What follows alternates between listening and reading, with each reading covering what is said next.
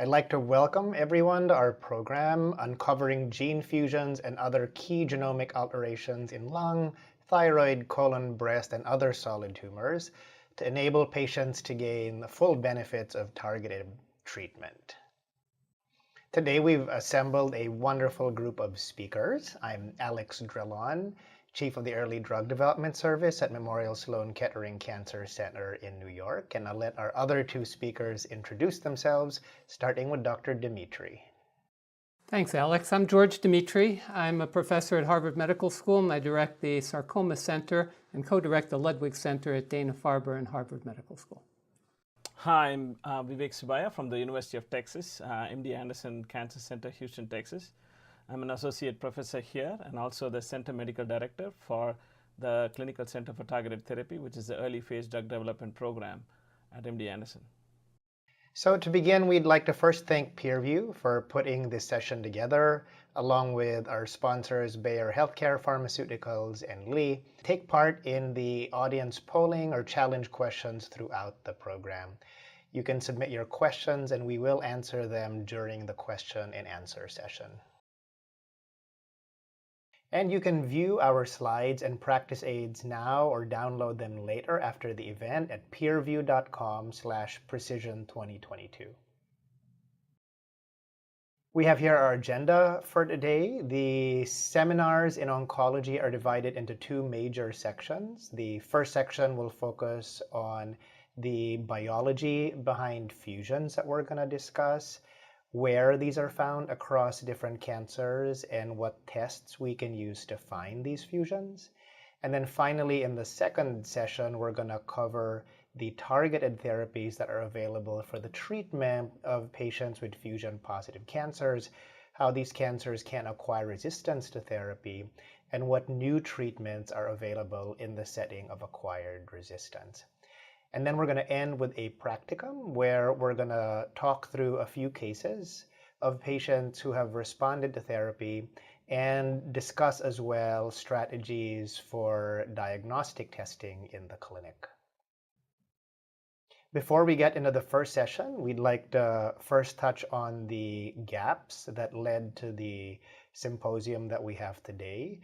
Essentially, we would like to highlight that there are therapies that are active for these fusion-positive tumors, as it's a well-known fact that we can do better in terms of diagnostic testing to find these fusions and appropriately match our patients to these targeted treatments.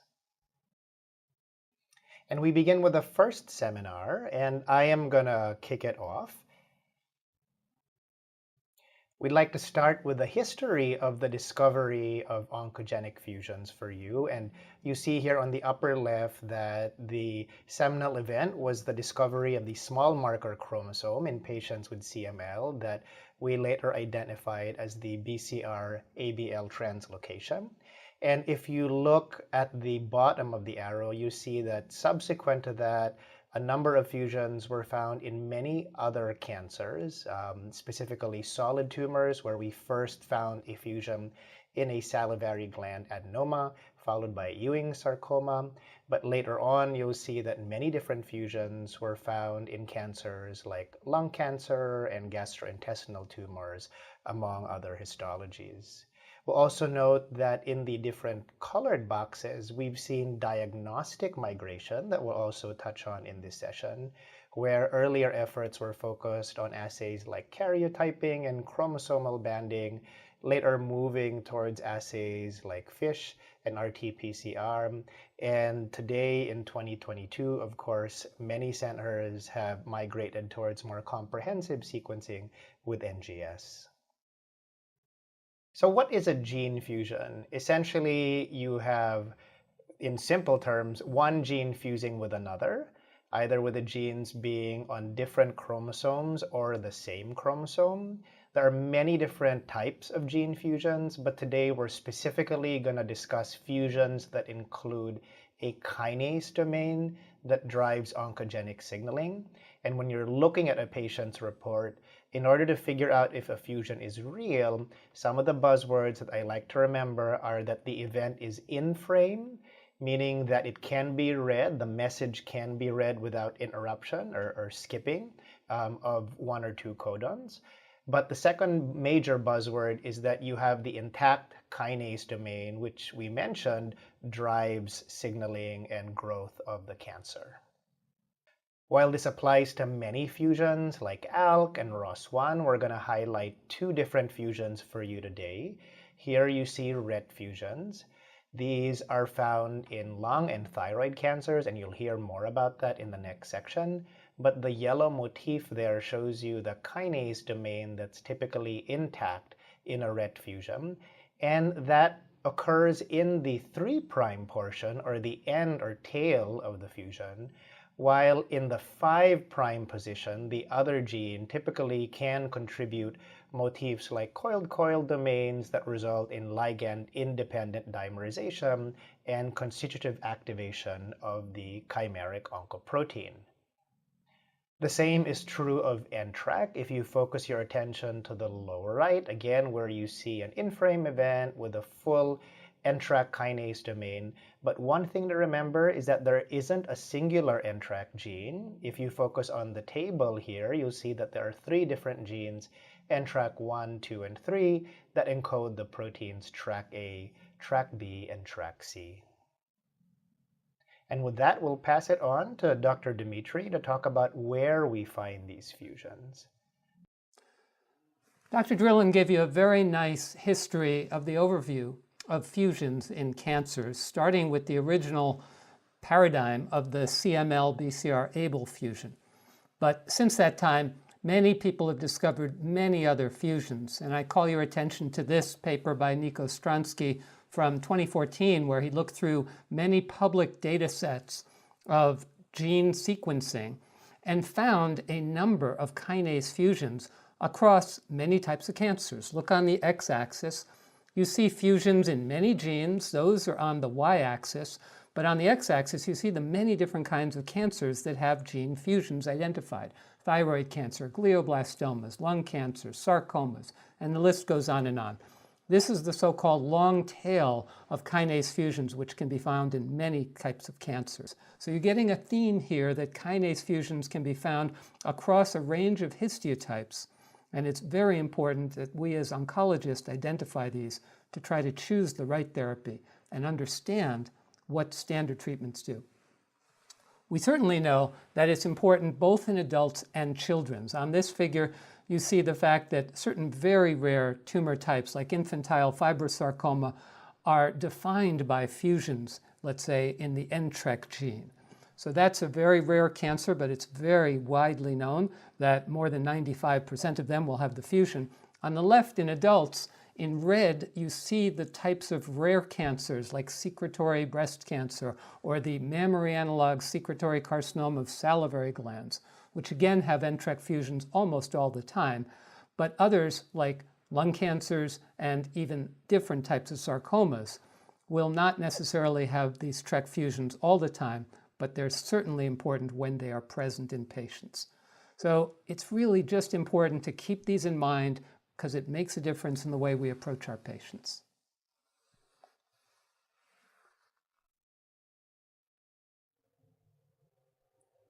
Now, one way of conceptualizing this is where would these fusions be found in most of the patients with a type of disease? So look all the way to the right of this table. You'll see the rare types of cancers I just mentioned, like this MASC, or mammary analog secretory carcinoma of salivary glands, the same type of secretory in a breast, so that's a breast carcinoma of the secretory subset, very rare. And then infantile fibrosarcomas. All of those will have a very high, probably more than 75 to 95% fusion frequency in an NTRK gene. If you go all the way to the left, you see a number of more common cancers like adenocarcinoma of the lung, colorectal cancers, other types of things like rare breast cancer subtypes or glioblastomas. There you'll see a TRK fusion in less than 5% of patients. But even though they're rare, they're absolutely critical to think about in the differential and to consider as a therapeutic target for those patients. And in the middle, you see sort of the middle ground. Where are these somewhat enriched? And I'll call your attention to the bottom group there, GIST without other mutations.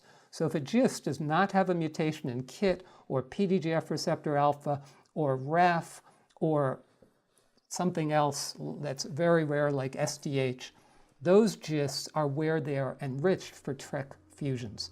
So again, we can try to find these tumors where they're going to be enriched, but most common cancers will be all the way to the left of this. Unusual, but should be part of your comprehensive genomic profiling for things like lung cancers.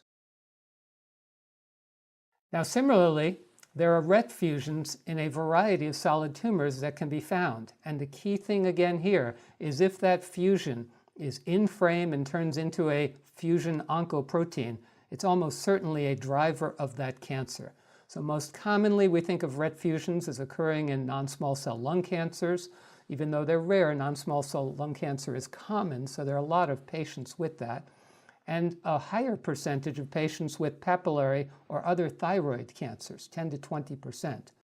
Below that, you'll see a number of other common cancers like pancreas cancer, colorectal cancer, ovarian cancer, or even cholangiocarcinoma, which have a low, less than 1%, but still a finite incidence of having Ret fusions. And when they are there, they are almost certainly the drivers. So it's very important to keep this in mind as well as you approach patients with a variety of solid tumors. Now we'll turn over to Dr. Subbiah to talk about the tests that we can use to find these various fusions. Yeah, now we come to diagnostics. The pace of genomics and immunological breakthroughs in oncology is breathtaking. And the key and the raison d'etre of precision oncology is offering the right drug to the right patient at the right time. Again, Dr. Drilon and Dr. Demetri have elegantly defined how we detect these fusions and why we need to detect these fusions. Now the important part comes to the diagnostic aspects. So what are the different technologies to assess these fusions? Different methods have been used to test for the presence of all these NTRK or Ret genomic alterations. Methods available are IHC, which we call it immunohistochemistry, FISH or fluorescent in situ hybridization, RNA and DNA-based next-generation sequencing assay. However, the sensitivity and specificity of all these tests are varied. And like for instance, the sensitivity of immunohistochemistry based technology are not optimal. And IHC has not been viewed as a reliable testing in this setting. So fusions, as you see in the slide, are a different kind of fish. We need to understand, basically the difference between fusion and a mutation. Take for instance in NTRK or Ret. So what does the gene fusion do? The gene fusion there is no change to DNA sequence, whereas in a gene mutation there is a definite sequence, there is a definite change in the DNA sequence. And as you can see here, the change to the location of the gene of the chromosome is seen in fusions. Typically, because of these gene fusions, it results in an overactive receptor. For NTRK genes, fusions are activating and predictive of response to targeted therapy. Again, as I said earlier, these fusion events, specifically the Ret fusions, are prone to underdetection by FISH. And why we need to do different testing methodologies, right? What we say here is, testing for Ret fusions is very important, especially for malignancies with high Ret fusion prevalence like non-small cell lung cancer, thyroid cancers, and a long tail of other cancers. Interestingly, next generation sequencing here allows for testing of simultaneously multiple alterations. And other methods like FISH are used. FISH is highly sensitive, but it requires technical expertise. And immunohistochemistry here lacks sensitivity and specificity for routine clinical use, but it is easily accessible. Since a vast majority of genomic rearrangements occur in the introns, we need to sequence introns. Introns tend to be much larger than exons, so we must sequence more. Introns tend to contain repetitive sequences. Again, it is very hard to map and thus difficult to sequence, and these introns are variable from gene to gene. Again, as I said earlier, the preferred methodology is next generation sequencing. Here we need to understand there are two methods for DNA-based and next generation sequencing testing: DNA-based next generation sequencing testing and RNA-based next generation sequencing testing. As I said earlier, next generation sequencing testing allows for testing for multiple alterations simultaneously. DNA is an option here, but some NTRK1 or NTRK3 fusions may not be detected using the DNA-based next generation sequencing testing. RNA-based NGS is the preferred option for fusion detection because this can detect additional gene fusions relative to a DNA-based next generation sequencing testing method. Again, what is RNA-based testing? By evaluating the RNA genes regions known to be involved in fusions, one can work backwards to identify a fusion partner. We need to here only sequence exon of interest to look for unexpected adjacent sequence. RNA-based technology can directly assess whether the gene fusion is being expressed at least at the RNA level. Why is RNA-based NGS superior to DNA-based next-generation sequencing option? Because we see false negatives with DNA-based next-generation sequencing options. RNA-based approaches may overcome all these limitations.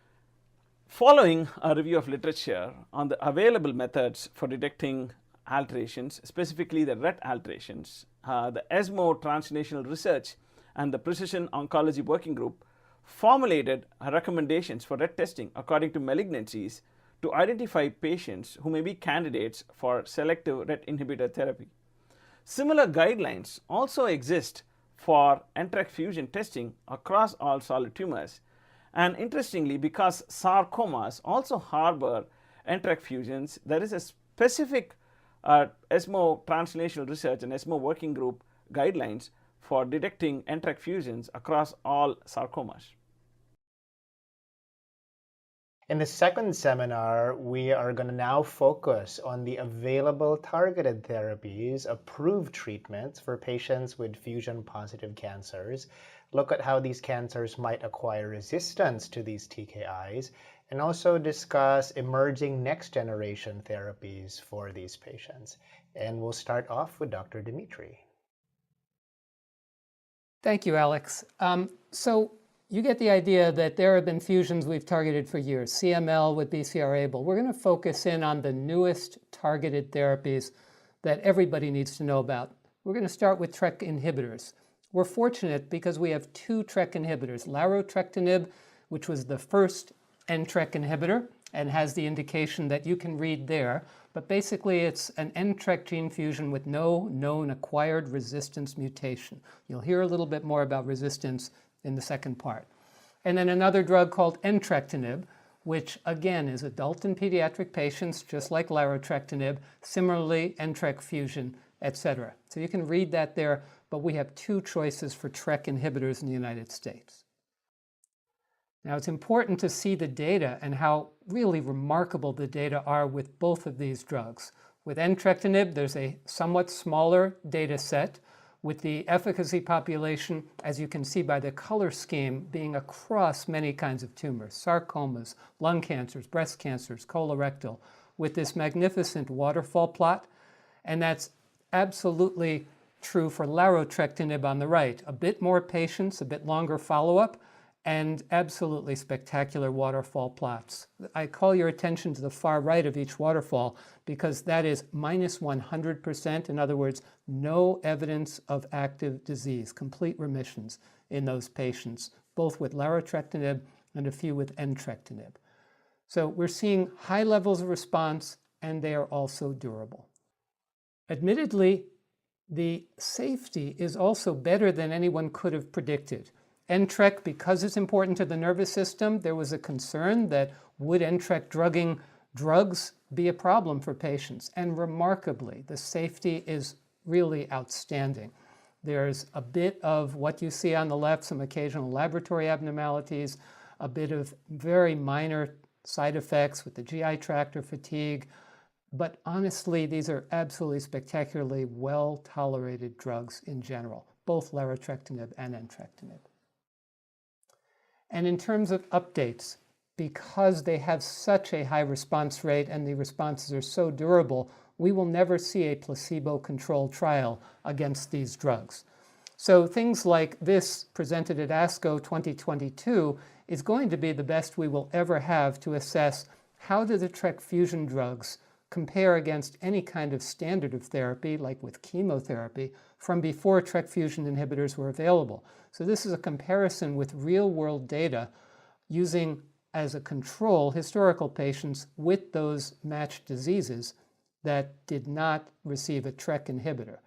And what you can see here is that there is a suggestion of an overall survival benefit. That should not be a surprise, given the high levels of response and the durabilities of these responses.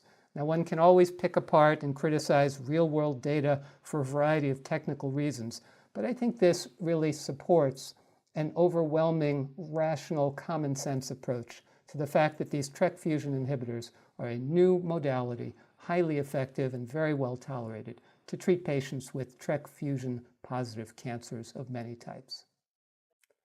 Now, this is the overall survival analysis from that ASCO poster, suggesting what we've all thought would probably be the truth if we ever were to do a randomized placebo-controlled trial, that the patients with the targeted therapy, in this case larotrectinib, compared to patients with TRK fusions receiving standard of care before any TRK fusion inhibitors were available, they're doing much better than with standards of care.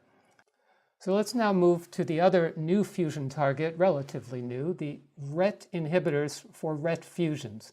Again, you know that Ret fusions are often found in lung cancers, but more often found in thyroid cancers of many types. We see two drugs on the US market, selpercatinib and pralsetinib, both of which have somewhat similar FDA approvals in this country. They have to have a Ret fusion positive detected by an FDA-approved test, generally for pralsetinib. It's a bit more loose language for selpercatinib. And admittedly, there are pediatric patients with these as well who can receive either drug. So I think that's extremely important to consider the indications, and you'll hear a bit more about moving beyond these indications in the future. These are both very highly selective drugs against Ret fusions and against Ret targets. We see again with Ret fusion inhibitors, in this case with Ret fusion positive non-small cell lung cancer or thyroid cancer, these magnificent waterfall plots that we've come to expect with highly targeted therapies in fusion-driven cancers like TRK fusions. Wonderful responses and wonderful durability both in non-small cell lung cancer or thyroid cancer. This is true both for those who were pre-treated, the darker green Ret and the darker blue for the thyroid, and the treatment naive, fewer in the non-small cell lung cancer, that's the lighter green lung cancer patients, and the lighter blue thyroid cancers. So at this point, it is very important that both heavily pretreated or treatment naive patients can have benefits, although the benefits seem to be a bit more numerically common in the treatment naive cancers. And this trial, codenamed ARROW, was the study of pralsetinib in non-small cell lung cancer. This again shows you the waterfall plots that are outstanding even in the setting of prior platinum-based chemotherapy treatment on the upper right, but it's even more outstanding, as you see on the bottom, for patients who were treatment naive. So treating earlier makes good sense for patients with Ret fusion non-small cell lung cancer, as you might expect. That does tend to be the case in most cancers, that if there's a fundamental driver, treating that driver should lead to better outcomes, and that's exactly what we see here. The treatment-naive patients have better waterfall plots than the prior platinum, although even in the setting of prior platinum, you see wonderful activity.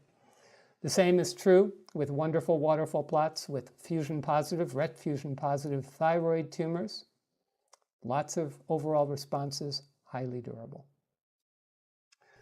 As we move towards targeting the fundamental driver of many kinds of cancers, even those that share the same driver, we see this kind of study, a basket study, that explored the tumor-agnostic efficacy of selpercatinib, a Ret fusion inhibitor, in Ret fusion-positive solid tumors of many types. Vivek Subbiah presented this at ASCO 2022, and you'll see on the right the many different types of cancers that were tested here, with a somewhat predominance in this study of pancreatic and colon cancers. Remember, for this study, patients with thyroid cancer or non-small cell lung cancer were not included because we already knew this drug worked in them. And what we saw here was an overall response rate in this basket tumor-agnostic study of 44%, including a low number of complete responders, but many more partial responders. And the efficacy was quite impressive in pancreatic carcinoma even, as well as colon and others like breast and sarcomas. So it is important to keep in mind Ret fusions in other types of cancers besides non-small cell lung cancer and thyroid. These tumor responses are seen here for, again, the waterfall plots, and the duration of treatment, so the duration of benefit for these patients was also quite impressive. The study remains ongoing. Many patients are still on the study, but it is the new direction that we've come to expect from many types of therapies that are going to be tumor agnostic, such as the very first tumor agnostic approval for the NTRK fusions with a targeted therapy, or the very, very first tumor agnostic approval with immunotherapy for MSI high patients with pembrolizumab. And just as with non-small cell lung cancer, just as with thyroid, the adverse events in the basket study were very, very tolerable with the Ret fusion inhibitors. You see some laboratory abnormalities, you see a bit of hypertension, but generally very low grade, and a few other things that you'll see on this slide, nothing compared to some of the toxic combination chemotherapies that we as oncologists were trained to give many years ago. So this is a very tolerable option for patients with this fusion driver. And the same can be said for pralsetinib. There's more limited data to some extent with pralsetinib, but this has also been presented.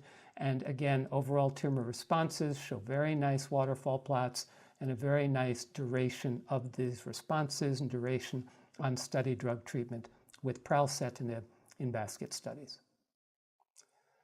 So beyond this, there are many, many other strategies to move an effective therapy forward that we all know in oncology. Moving something earlier in the neoadjuvant setting is the ultimate early approach to try to shrink things before you approach them surgically. But even before you do that, you can move to what's outlined in red here, a study after surgery or radiation. So you're trying to assess the potential for adjuvant therapy, earlier. Generally, again, as you've seen with the no prior therapy non-small cell lung cancer or thyroid patients, patients do tend to do better in the earlier stages of treatment. So this is a new direction that's being taken with several of the Ret inhibitors in clinical trials. On this slide, selpercatinib is identified primarily. Thanks, George. And in the next section, having heard about the available first generation or early generation TKIs, if you will, for fusion-positive cancers, Dr. Subbiah is going to lead us through the various mechanisms by which these cancers might acquire resistance to therapy. Vivek? So what are the mechanisms of acquired resistance to kinase inhibitors across cancers? Again, as we all know, protein tyrosine kinase in our targeted cancer therapies are subject to acquired resistance. Besides activation of alternative bypass mechanisms, a mechanism is secondary to on-target mutations that interfere with drug binding, and identifying and characterizing these resistance mechanisms, discovering new drugs, and translating the drugs to clinic to overcome these resistance mechanisms are very critical for improving our patient outcomes. So what are the broad mechanisms of resistance one can think of? Like one is, broadly, we can think about de novo resistance and acquired resistance. And in acquired resistance, we can think about on-target resistance and off-target resistance. And as you can see here in this figure, mutations in the drug target that impact the drug binding and what we call as on-target drug resistance. And there are other mechanisms of resistance beyond on-target, what we call as, I would say, phone-a-friend, where there can be a bypass signaling for the cancer for the cancer pathways. Again, my colleague here, Alex Drilon and colleagues, recently published elegantly the key mechanisms of primary and acquired resistance to selective Ret inhibitor therapy across multiple tumors, and they showed that many of these mechanisms of resistance are overlapping. And what we see is that de novo and acquired resistance mechanisms to tyrosine kinases like NTRK or RET have been observed in clinic. And we had multi-kinase therapies for selective Ret before the advent of selective Ret inhibitors like cabozantinib and vanretinib, specifically for Ret. And the response to these multi-kinase inhibitors were low, partially because of the incomplete suppression of the oncogene Ret kinase. And interestingly, the gatekeeper mutations in the Ret domain were resistant to vanretinib, cabozantinib, lenvatinib, among others. Pralsetinib and selpercatinib overcame these gatekeeper alterations. And as you can see here, acquired resistance mutations for the NTRK A, B, and C are paralogs of other mutations. Again, many of these acquired on-target mutations interfere with the way the drug binds specific tyrosine kinase inhibitors, the new ones like selpercatinib or pralsetinib specifically for Ret, circumvent the resistance of gatekeeper mutations. However, these selective Ret inhibitors and NTRK inhibitors face new challenges by non-gatekeeper resistance sites. In the laboratory screening, we call them the solvent front alterations. For Ret inhibitors, pralsetinib and selpercatinib, it's specifically the G10C, S, and R at the C lobe solvent front, and the Y806 CNN mutations at the hinge site and the roof site as well. Again, all the mutations that are resistant to selpercatinib are resistant to pralsetinib as well. And the most substantial resistance is on the C lobe in the G10 solvent front. And we also have seen MET amplification, and my colleague Alex Drilon and colleagues have reported that patients who acquire resistance by c-MET amplification can be concurrently targeted with a MET inhibitor concurrently with a Ret inhibitor, and showing that when tumor is a rumor in acquired resistance, tissue is an issue. And they elegantly showed that these bypass mechanisms can be concurrently targeted by a selective MET targeted therapy. We and others have observed NTRK fusions as a resistance mechanism to selective Ret inhibitor therapy. And moreover, we've also seen a MAP kinase pathway activating events that are polyclonal within the same patient. Again, these events can occur alone or in a combined fashion in other patients. Similar patterns are being observed in other kinase fusions like ALK, ROS1, and TRK. And a new generation of superior inhibitors are evolving and being discovered as we discover these oncogene acquired resistance mechanisms. Thanks, Dr. Subbiah. And with that introduction to acquired resistance, this last section will touch on what you can do in the face of on-target or kinase domain-mediated resistance. So we'll start off with the overarching principle that there are new agents that are currently in clinical trials.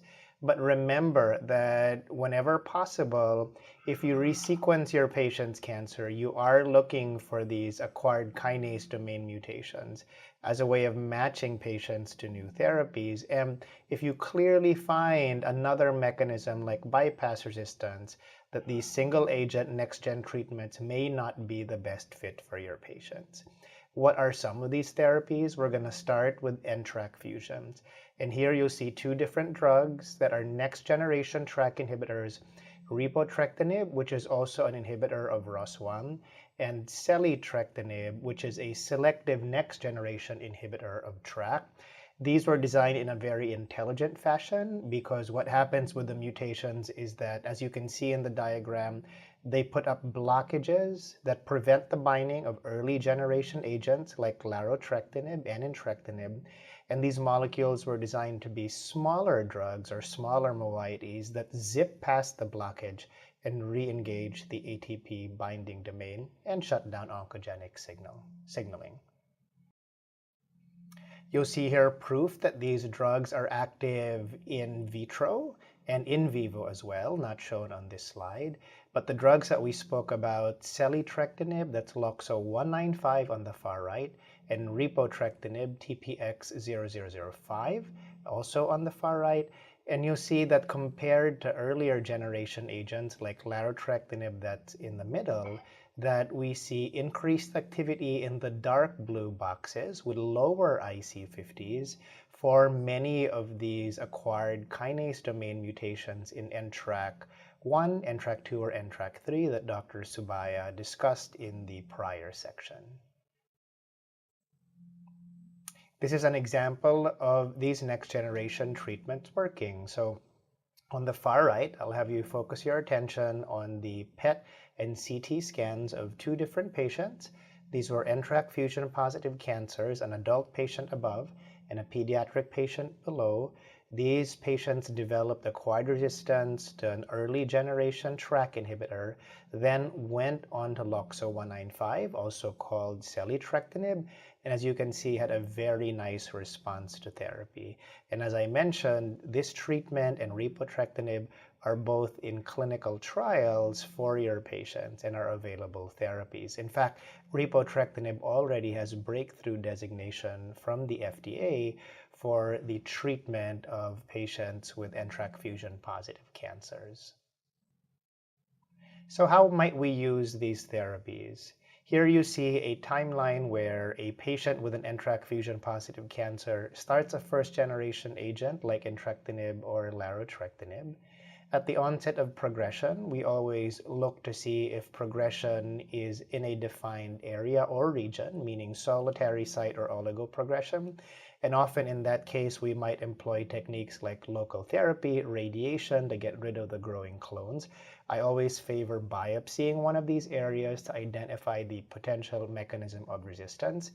And if on the biopsy you find one of these mutations, then you have a next generation therapy in your back pocket for the future after much more widespread progression on therapy. Of course, if you do have widespread progression at the onset and you have the appropriate mutation or you don't find bypass resistance on repeat sequencing, then considering a next generation agent like repotrectinib or selitrectinib is a good next step. Now, before we end, a brief mention that this is a strategy that applies to other fusions as well, including Ret fusions. And you've heard from Dr. Subbiah that certainly with selpercatinib and pralsetinib, we've seen the acquisition of Ret mutations that abrogate drug binding. And we have newer drugs that are listed here like LOXO-260 or HMO6, which have been similarly designed with activity against these mutations. And these clinical trials are ongoing at multiple centers around the world. All right, and now we come to the discussion portion of today's session, and we're going to go through a number of points that were discussed during the didactics earlier on. The first question for George or Vivek is it often an issue that people don't know what a real fusion is? We certainly know that there are reports where you might have a fusion of uncertain significance. So is that something that you encounter in your practice? And what do you advise other practitioners that ask you this question? Well, if I could start, and then I'll pass it to Vivek. I think that is a big issue, depending on how the molecular test is reported to the clinician. We have an internal academic molecular test that reported rearrangement, let's say. And the question was, well, was that rearrangement really translated into a fusion protein? Did it mean something for that cancer? And we went back and they said, we can't be sure. We think so, but maybe not. So I do think this is where an interaction with whatever lab is doing the molecular testing is really key. And it's where the RNA testing does have an advantage, because there it will be clear, here's gene 1, here's gene 2, the RNA shows them put together, and the part of the gene that has the enzyme in it is actually wholly entrenched in that fusion. That gives you the security of knowing that that fusion is really there and the protein is an oncogenic kinase chimera, like the old mythological creature. It actually can fly on its own. So I do think that's something that most doctors want to see very clearly in the molecular report. And I know that not all molecular reports are clear on that. Some just say rearrangement, can't tell. Others will specifically say, we don't see the kinase portion rearranged, so it is not a fusion. And Vivek, I don't know what your experience has been in your reports, or Alex at Memorial Sloan Kettering. I think we have a similar experience, in terms of detecting kinase fusions. I think we have a similar experience, and the reports, many times we call and talk to a pathologist to make sure that these are these are seen, and sometimes we ask even to get a liquid biopsy to see to confirm that, because as we know, ctDNA testing is an option for NGS as well. I don't think so we discussed about ctDNA, but ctDNA, as we all know, is specific but not sensitive, and so sometimes we do a ctDNA to look for these fusions. And just to cap that off, this is certainly something that's not uncommon. And sometimes even in reports where you think that in the top line analysis, you might see a fusion that looks familiar, I've often gone into the fine print and seen the company mention, well, it's not clear that this is a real event. So that dialogue that you mentioned, George, is really important. Plus the confirmatory assays to really make sure that you're dealing with a true event. Yeah, I think that's really important, because otherwise a doctor could get a very bad first impression. If they get an ambiguous report and they put a patient on one of these drugs and it doesn't work, they are at risk of saying, oh, these drugs don't work. What are those guys talking about? But actually, it's probably more a failure of diagnostics than the drug per se, if it doesn't have a resistance mutation. That's why, for example, for the NTRK fusions, the FDA specifically said a TRK fusion that doesn't have a known resistance mutation. I thought that was really a forward-thinking approval language on their part. Oh, absolutely. I completely agree. And it's important also to distinguish, between fusions and mutations. I think, many of the oncologists, even when we get the reports, or even, when we review the history of prior treatments, sometimes they may confuse, fusions and mutations as similar. For NTRK genes, fusions are activating and predictive of response to targeted therapy. For NTRK genes, mutations do not appear to be the driver oncogenic event. I think that is one thing key. We need to drill down upon our colleagues, that for NTRK, fusions are activating and predicting of response, and gene mutations do not appear to be oncogenic driver. For Ret, the fusions are activating and predictive of response to targeted therapy from non-small cell lung cancer, thyroid cancer, and also in a histology agnostic manner across all cancers. Mutations, both germline and sporadic, appear to be oncogenic drivers, specifically in medullary thyroid cancer. Again, it is important to recognize the difference between mutations and fusions, for purposes of clinical care. I think that's really important, because a lot of doctors will get a molecular report, they'll see an NTRK mutation, they'll get all excited, and then they'll read the print about this has no therapeutic validity because none of the fusion inhibitors inhibit the point mutations with NTRK. So I do think that's key. Yeah, that's right. And it also applies to other situations like ROS1, where you're really looking for a fusion and not a mutation that doesn't drive oncogenesis. But the other layer here is what we discussed, that of course, when you develop resistance to a first generation agent, that you do see acquired mutations on top of a fusion. So we should just make sure that we have that distinction. But perhaps let's use this moment to pivot to what we think are the best tests for finding these fusions. Vivek, you talked about a number of things earlier on, and then you also recently mentioned ctDNA. What's your approach to optimizing the likelihood of finding one of these fusions in the clinic? Absolutely. Thank you, Alex, for the question. Testing for TRK fusions across all solid tumors is important, especially we wouldn't be testing for just TRK fusions. We want to see, look for all alterations, specifically for malignancies with high TRK fusion prevalence, such as MASC or infantile fibrosarcoma. And the preferred test for fusion detection for NTRK and Ret is RNA-based next generation sequencing technology. There are of course DNA-based NGS and RNA-based NGS. DNA-based NGS is an option, but this clearly misses out some NTRK1 and NTRK3 fusions which may not be detected. Again, also important to note liquid biopsies like ctDNA. It is definitely an option for next generation sequencing, but sensitivity can be an issue. So it is important to know that liquid biopsy ctDNA is specific but not sensitive. If the ctDNA is negative for an oncogenic driver or an undetectable in liquid biopsy, tissue is an issue. We need to perform tumor-based next generation sequencing panel, preferably RNA-based, and DNA-based NGS is an option as well. Other options that are available clinically, right, to us are immunohistochemistry.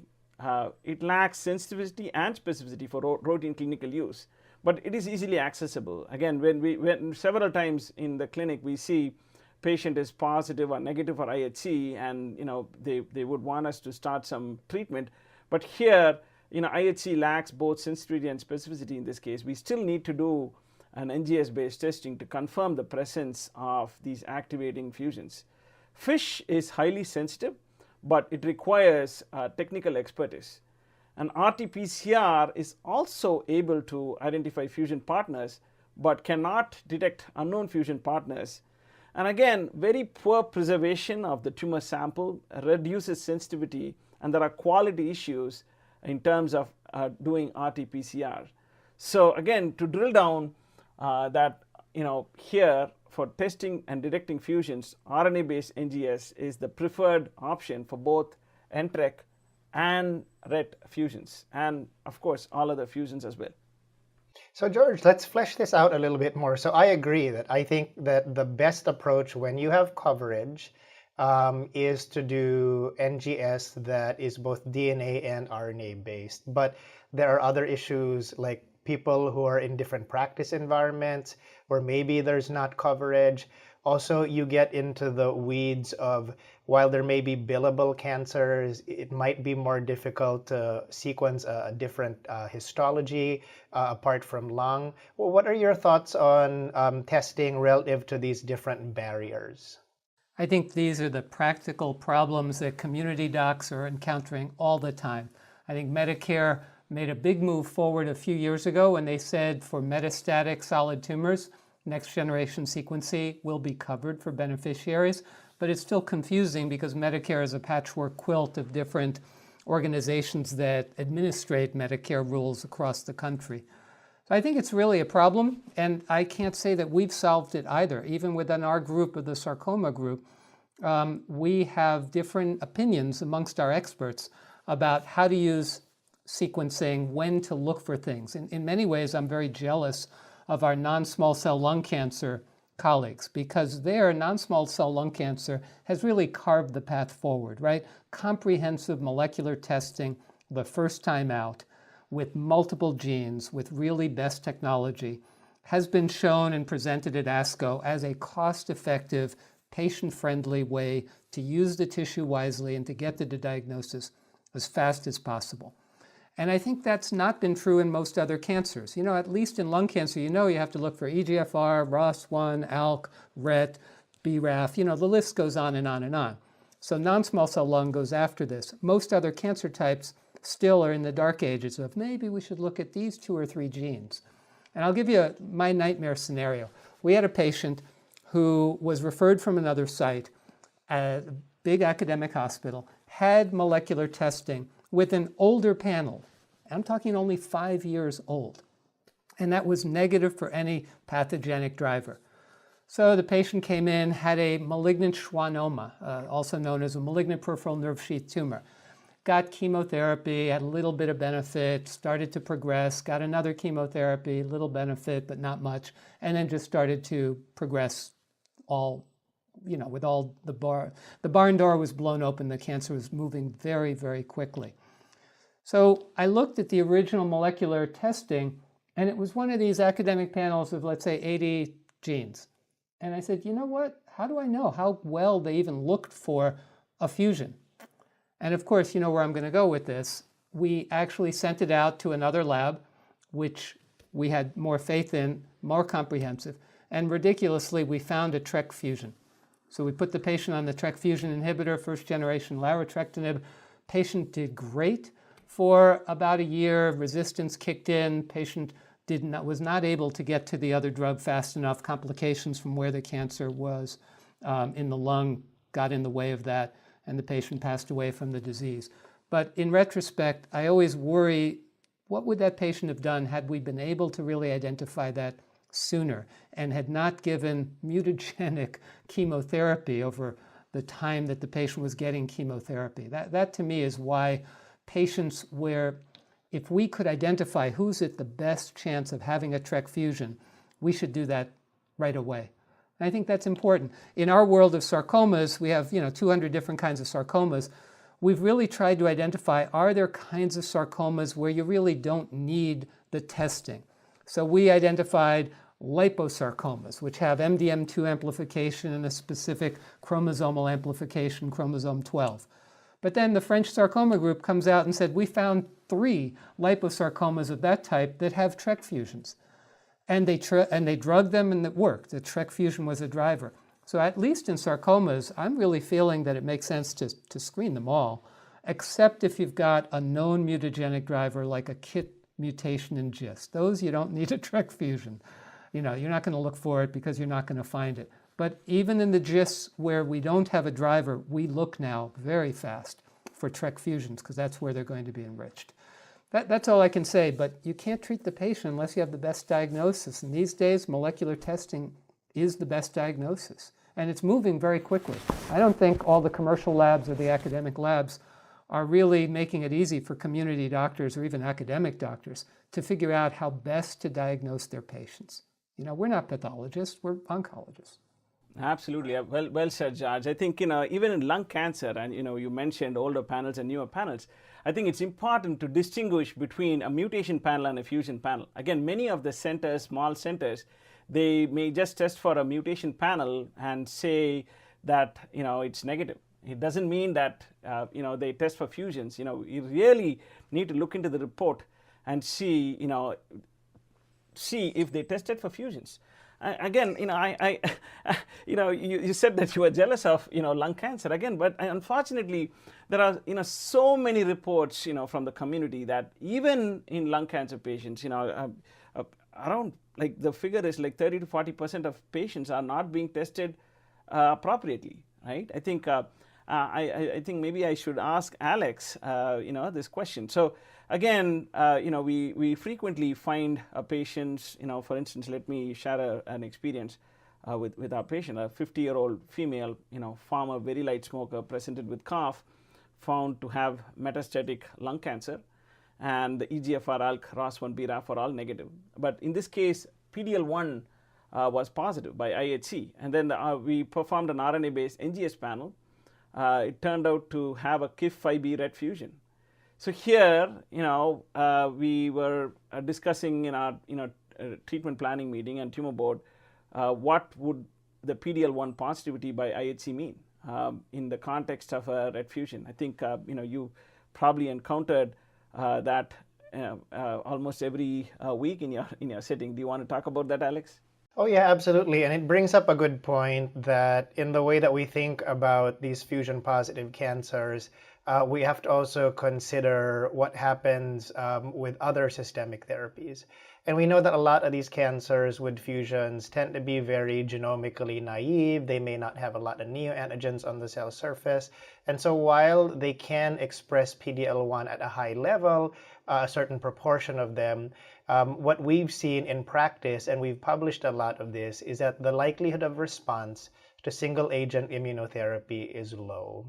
And so if you look at the hierarchy of different therapies relative to benefit, really starting with the targeted therapy is the best way to go. And I think that talking about cases and how active these treatments are, also share that we had a 76-year-old woman also with a lung cancer who had widely metastatic disease to bone, liver, etc. She was found to have an NTRK fusion, thankfully, and she actually refused chemotherapy. Which in lung cancer, a platinum doublet can be highly active, but now we know if you look at the registrational data for drugs like larotrectinib or entrectinib, that the outcomes with targeted therapy certainly beat chemotherapy. And so she, unsurprisingly, had a dramatic response to therapy and has been on it for 4 years and is still ongoing and hasn't seen chemotherapy yet. And it just highlights really how important it is to do the testing to find these alterations, because it helps you find the best first therapy that can result in really durable disease control. Yeah, I think that's definitely true in lung cancer. I have to bring up the case of colon cancer, where the TRK fusions are often co-found with an MSI high status. And that brings up the wonderful opportunity to say, okay, do I start with the TRK fusion inhibitor drug, or do I start with immunotherapy? Because the MSI high types of cancers do tend to have remarkable benefit with immunotherapy. And the fact there is, I don't think we have data one way or the other that one is better than the other, but it gives you two wonderful tools to treat those patients with. So I think it sounds like a bad thing, but in many ways it's up to the physician then and the patient to say, okay, I'd rather have the TRK fusion drug because I don't want to risk the immunotherapy toxicities, or I'd rather have the immunotherapy first because it cured Jimmy Carter or something. Whatever reason they come up with is a patient-doctor shared decision with two wonderful treatment options. That seems to be unique, though, in colorectal cancer. I have not seen that with anything else. Is that your experience? Yeah, it's a good situation to keep in mind, because it does happen. And I will point out that those cancers are also enriched for other fusions and not just NTRK.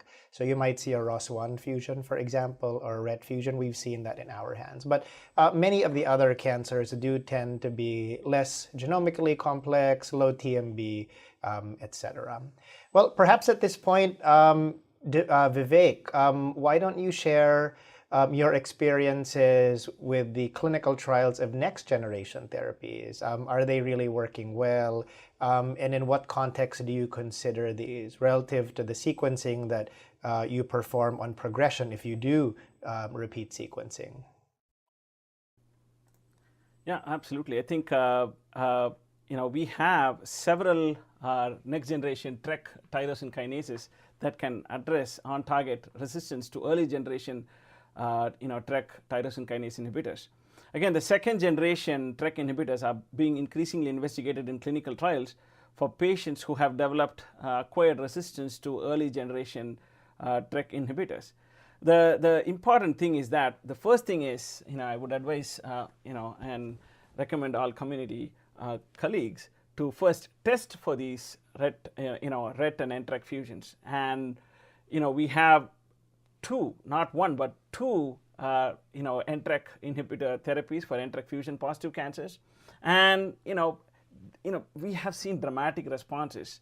And although, after some time, they do acquire resistance mechanisms. So what are the, second generation selective NTRK inhibitors available, right? So I think, we have selitrectinib. It's a TRK selective inhibitor. We have repotrectinib, which is a TRK selective inhibitor. It also inhibits ROS1, and the phase 1-2 trials are ongoing. And then there is another drug, the taletrectinib, which is also a TRK and a ROS1 inhibitor.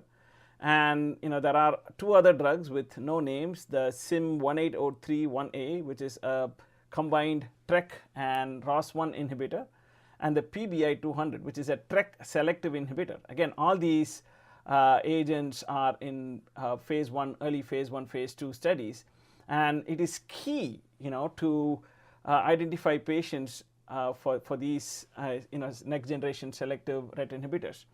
Again, recently there was data from the selitrectinib study showing patients with who developed acquired resistance from the prior first generation drugs, larotrectinib and entrectinib. And in fact, they showed that around an objective response rate of around 45%.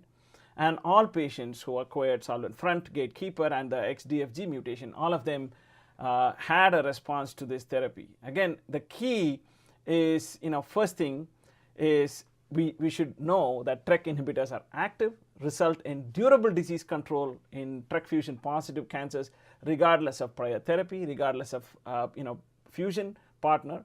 And we have two drugs, entrectinib and larotrectinib, approved for both adult and pediatric patients who have an NTRK gene fusion positive. Resistance to NTRK inhibitor therapy can develop. Next generation the tyrosine kinases can definitely re-establish disease control. And here the key is when tumor is a rumor with acquired resistance mechanisms, we say tissue is the issue, and molecular profiling and can help direct treatment sequencing. And all these drugs, as Dr. Demetri mentioned earlier, are very well tolerated, again, compared to what the chemotherapies that we used to give to these patients. And they have a very low rate of dose modification and drug discontinuation as well. And of course, these drugs do have a unique adverse event profile, like dizziness, LFT elevations, and they are definitely outlined in the labels, and that require monitoring in the clinic. Again, these are drugs, the Ret inhibitors and NTRK inhibitors, show the power of precision oncology. Again, we've seen dramatic responses in patients who have a performance status will be declining in clinic, and we start these drugs, and they have dramatic responses. So again, the key is testing for these alterations, identifying these alterations, and offering these patients the right treatment at the right time. Thanks, Vivek. We're going to wrap up in a second, but one quick question for George. Have you had issues with repeat sequencing to identify acquired resistance? We have not, but let's be honest, I'm at an academic center where billing is far from our first order of business. We are fortunate to have funds that can support that, and it's sort of a 1960s environment. We do what's best for patients, and it's a privilege to work at an academic center like that. I will say that is a big issue. I think how we manage this question as responsible stewards of healthcare resources is important, and I know our pathologists are working on this too. It'd be nice to have a cheap immunohistochemistry assay, let's say, that could identify the target that starts to glow bright green or something if you have a solvent front mutation, something like that. I think it's an issue. I'm really confident too that the costs of testing are going down. They're going to go down further. They're going to be more of a commodity play with high quality. And I'm thrilled about that. Like, look, let's be honest. We all have iPads that if we had bought them in the 1960s, not that they existed, they would have been multiple millions of dollars. So technology has shown that technology improves, things get cheaper and they get better. And I think that's going to be true for sequencing as well. So that's my hope anyways. Maybe I'm just an optimist. How about New York? You guys have a population there that's pretty big. Do you see that as a problem?